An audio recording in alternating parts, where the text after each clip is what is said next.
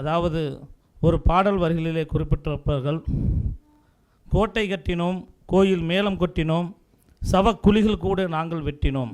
ஆனால் கோட்டை விட்டும் கோயில் விட்டும் தூரம் நிற்கின்றோம். புதைக்கும் சுடுகாடு இல்லை, நாங்கள் தவிக்கின்றோம். உழுவதற்கு நிலமில்லை, அழுவதற்கு உரிமை இல்லை, தொழுவதற்கா பூமியில் பிறந்தோம். இந்த பாரத தாய் மேனியிலே பாதியுடல் சீல்பிடித்தால் மீதி உடல் நோய் இல்லாமல் வாழுமோ, இந்த ஜாதி பேதம் எந்த நாளில் மீளுமோ என்று சொல்வார்கள்.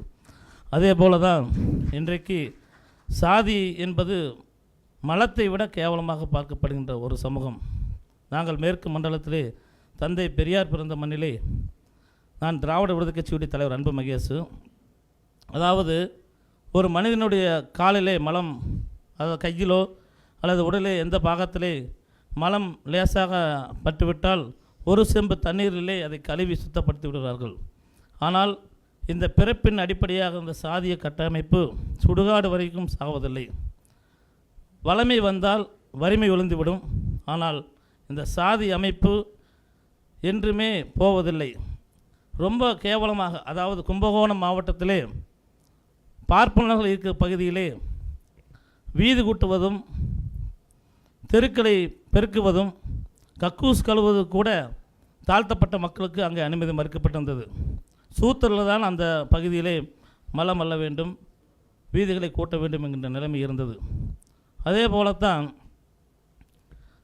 தந்தை பெரியார் அவர்கள் அடிக்கடிக்கு சொல்வார், ஒருவன் கீழ் சாதி, ஒருவன் மேல் சாதி, ஒருவன் உழைத்து சாப்பிட வேண்டும், ஒருவன் உட்கார்ந்து சாப்பிட வேண்டும் என்கின்ற நிலைமை இந்த நாட்டிலே இருக்க வேண்டுமா என்று சொல்லி தந்தை பெரியார் முழங்குவார். இதே ஆயிரம்பலக்கு பகுதியிலே ஏறத்தாழ ராமாயண புரட்டு என்கின்ற அந்த ஒரு மிகப்பெரிய ஒரு மாநாடு ஏற்பாடு செய்திருந்தார். அப்பொழுது காவல்துறையால் அனுமதி மறுக்கப்பட்டிருந்த பொழுது தந்தை பெரியார் அவர்கள் 2 மணி நேரம் உறக்க சத்தமிட்டு இந்த சமூக மக்களுக்காக, சூத்திரர்களுக்காக போராடி பேசினார். அதே போல தான் காரல் மார்க்ஸை நாம் பார்த்திருக்கோம். அதாவது Karl Marx, Lenin, Fidel Castro மற்றும் ஏனைய தலைவர்கள் இந்த மண்ணிலே வாழ்ந்திருக்கிறார்கள். அவர் வாழ்ந்த, அதாவது அவர்களுக்கு இணையாக எழுச்சி தமிழர்களுடைய காலத்திலே நாம் வாழ்ந்து கொண்டிருக்கின்றோம். அதுதான் காலம் தந்த தலைவனுக்கு நாம் செய்கின்ற மிகப்பெரிய ஒரு மரியாதை. நாங்கள் எல்லாம் மேற்கு மண்டலத்தில் அறிஞர் சமூகத்தைச் சேர்ந்தவர்கள். நாங்கள் அங்கே கோவை மண்ணிலிருந்து வரும்பொழுது நாங்கள் எரிபொருளுக்கு மட்டும்தான் எங்கள் கார் அந்த வாகனத்தில் வருவோம். நாங்கள் என்னுடைய காரிலே திராவிட விடுதலை கட்சி, நாங்கள் அந்த கருப்பு சிவப்பு நீளத்திலே ஸ்டார் போட்டு அந்த கொடியை முன்னால் வடிவமைத்திருப்போம். அந்த கொடியை பார்த்தவுடன் எங்களுக்கு டோல்கேட்லலாம் அப்போ எப்படி நிதி கட்டுவது, அந்த காவல்துறை அதிகாரிகள் இருப்பார்கள் என்று சொல்லி நாங்கள் பார்ப்போம். 2-3 டோல்கேட்டிலே அந்த ஸ்டார் கொடி இருக்கும். காவல்துறை அவர்களெல்லாம் எங்களை பிடிப்பதற்காக, அதாவது நாங்கள் வரும்பொழுது சரி ஒரு லைசன்ஸ் இருக்கின்றதா அல்லது ஆர்சி புக் இருக்கின்றதா, வேறு ஏதாவது இருக்கின்றதா என்று சொல்லி பார்ப்பார்கள். அங்கே அது ஒரு பாட்சா படத்தில், சினிமா படத்திலே பார்த்துருப்போம்.